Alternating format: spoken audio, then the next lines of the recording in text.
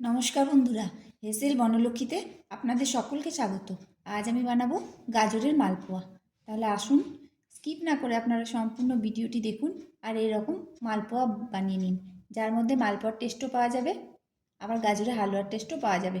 গাজরের মালপোয়া বানাবার জন্য আমি নিয়েছি 250 গ্রাম গাজর। আর গাজরটা এরকম ছোটো ছোটো করে কেটে ধুয়ে নিয়েছি। এরকম করে কেটে নিলে মিক্সিতে বাটতে সুবিধা হবে।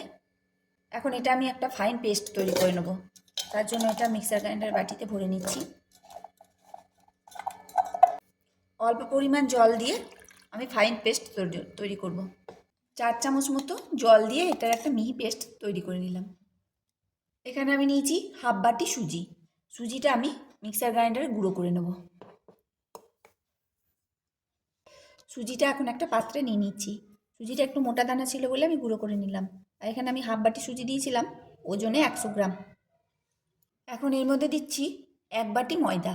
হাফ বাটি সুজি, 1 বাটি ময়দা, ওজনে 100 গ্রাম। এর মধ্যে দিচ্ছি 1 টেবিল চামচ চিনি। এখন এর মধ্যে পেস্ট করা গাজরটা দিয়ে দেবো। এখন পাউডার দুধ ইউজ করছি না, দুধ ফুটিয়ে ক্ষীর করে রেখেছি। এটা প্রায় 750 দুধের ক্ষীর হবে। এই ফুটিয়ে মেরে মেরে ক্ষীরটা করে রেখেছি। এইটা দিয়ে এই গাজরটা এখন গুলে নেব। আগে এটা ভালোভাবে মাখিয়ে নিতে হবে। আপনারা পাউডার দুধও দিতে পারেন, কিন্তু যেহেতু দুধ অনেকটা বেঁচে ছিল তাই দুধটা আমি ক্ষীর করে রেখেছি। এই দুধ দিয়ে এটা গুলে নিচ্ছি। আপনারা যদি পাউডার দুধ ইউজ করেন তাহলে গুলার সময় জল না দিয়ে দুধ দিয়ে গুলবেন, তাহলেই খেতে ভালো হবে। ময়দা আর সুজি দিয়ে গাজরটা মেখে নিলাম। আর ক্ষীরটা ঠিক এরকম পুরু আছে। 750 দুধের ক্ষীর হবে। এটা এখন বাটিতে করে মেপে মেপে দিচ্ছি।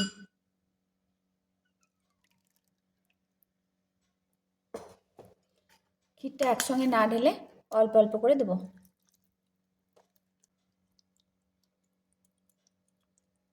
এরকমভাবে মালপোয়া বানিয়ে খেয়ে দেখুন, দুর্দান্ত স্বাদের হবে। অল্প অল্প করে ক্ষীর দিয়ে এটা খুব ভালোভাবে গুলে নিচ্ছি। সমস্ত উপকরণ মিশিয়ে নিলাম। ব্যাটারটা ঠিক এইরকম হয়েছে। এইরকম হয়েছে ব্যাটারটা। এখন ঢাকা দিয়ে 10 মিনিটের জন্য রেস্টে রাখবো। পরে যদি লাগে তাহলে দুধ দেবো। এখন একটা পাত্রে নিচ্ছি 1.5 কাপ চিনি, দিয়ে দিচ্ছি 1.5 কাপ জল। যতটা চিনি ততটা জল। চিনিটা গলে যাওয়ার পর রসটা আরও 2 মিনিট ফুটিয়ে নিলাম। রসটায় কোনো রকম তাপ তৈরি হবে না, কিন্তু একটু চ্যাটচ্যাটে ভাব আসবে। 2 মিনিট ফুল আছে ফুটিয়ে নিলাম। রসটা এখন হয়ে গেছে, একটু চ্যাটচ্যাটে ভাব এসেছে। এখন রসটা নামিয়ে নিচ্ছি। 10 মিনিট হয়ে গেছে। আমি ব্যাটারটা খুলে দেখছি। সুজিটা অনেকটাই ফুলে গেছে, তাই এটাকে আরও পাতলা করতে হবে। আমি প্রথমে 1.5 বাটি ক্ষীর দিয়েছিলাম। এখন এতে জল না দিয়ে দুধ দিয়ে গুলে নেব। অল্প অল্প করে দুধ দিয়ে গুলে নিচ্ছি। এখন আমি এতে আরও 1/4 বাটি মতো দুধ দিলাম। আর ব্যাটারটা ঠিক এইরকম হয়েছে। এখন এর মধ্যে দিচ্ছি এলাচের গুঁড়ো।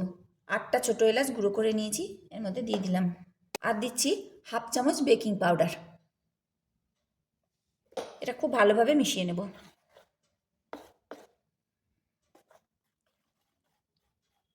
এখানে আপনারা একটু ফুড কালার ইউজ করতে পারেন, তাই কালারটা আরও ভালো হবে। কিন্তু এখানে আমি ঘরে খাওয়ার জন্য করছি, তার জন্য এখানে আর কোনো ফুড কালার ইউজ করছি না। আমি এমনি এইটা বানিয়ে নেব। আর যদি ফুড কালার দেন এতে, তাহলে অরেঞ্জ ফুড কালার দেবেন। আর যদি পাউডার দুধে করেন তাহলে এখানে 7 থেকে 8 চামচ পাউডার দুধ দেবেন।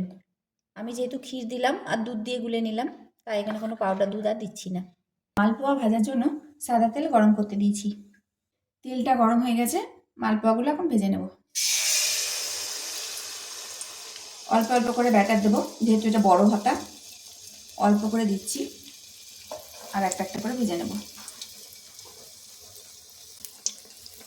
চারটা কড়াইগুলো একসাথে অনেকগুলো করে ভেজে নেওয়া যায়, কিন্তু যেহেতু এটা গোল কড়াই, একটার বেশি দিলে একটার সাথে আরেকটা লেগে যাবে। ওই জন্য একটা করে ভেজে নিচ্ছি। একদিকটা ভাজা হলে অপর দিকটা উল্টে দেবো। ওই পাশটা জায়গা আছে তাই আরেকটা ছেড়ে দিচ্ছি।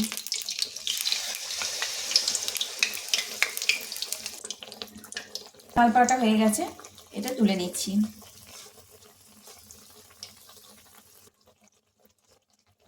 তেল ঝরিয়ে মালপোয়াগুলো তুলতে হবে। এটা এক সাইডে ভাজা হতে হতে আরেক সাইডে মালপোয়া ছেড়ে দিচ্ছি।